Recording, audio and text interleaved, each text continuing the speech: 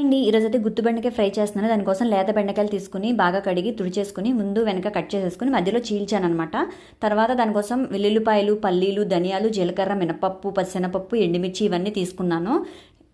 చూసారు కదా, ఇలా అయితే కట్ చేసుకోవాలి. ఇప్పుడు ఆయిల్ వేడైన తర్వాత ఇవన్నీ వేసి ఫ్రై చేశాను. లాస్ట్లో కొంచెం నువ్వులు, పసుపు, ఉప్పు వేసేసి చల్లారిన తర్వాత మిక్సీ పట్టేసుకోండి. ఇప్పుడు అందులో పేస్ట్ లాగా అవ్వాలి కాబట్టి కొన్ని వాటర్ వేసుకుని పేస్ట్లా చేసి ఇందాక కట్ చేసి పెట్టుకున్న మధ్యలో ఇదంతా పెట్టేశాను అనమాట, మసాలా అంతా.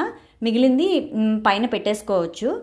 నేనైతే ఎయిర్ ఫ్రైయర్లో చేస్తున్నాను. మీరు నార్మల్ కళాయిలో కూడా చేసుకోవచ్చు, కాకపోతే కొంచెం జాగ్రత్తగా తిప్పుకోండి. ఇప్పుడు ఎయిర్ ఫ్రైయర్లో అయితే నేను 160 degreesకి 15 minutes పెట్టేశాను అనమాట. ఇంక దీన్నైతే ఇలా వదిలేయచ్చు. చూసారు కదా, గ్లాస్లోంచి మంచిగా కనిపిస్తుంది. ఒక 15 minutes అయితే దీన్ని చూసుకొని అవసరం లేదనమాట. ఆఫ్టర్ 15 minutes చూసారా ఎంత బాగా రెడీ అయిందో. ఇది పప్పుచారు, సాంబారు, పప్పు ఇలాంటి వాటన్నిటిలోకి బాగుంటుందన్నమాట. Thanks for watching. Please subscribe.